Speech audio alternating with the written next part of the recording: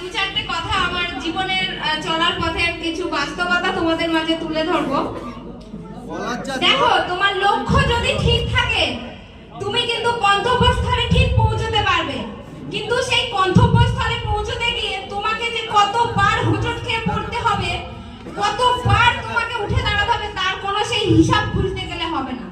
তুমি পরিশ্রম করে যাও, কখনো সফলতার আশা করো না।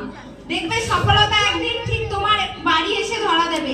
আজকের আমার এই 7,11,000 পরিবার একদিনে কিন্তু হয়নি, এর জন্য আমাকে দীর্ঘ 2 বছর পরিশ্রম করতে হয়েছে। তোমরাও করো। আর আমার কন্টেন্ট অনেকেই হয়তো জানো না, আমি কিন্তু ভয়েস ভিডিও করি, ঠিক আছে?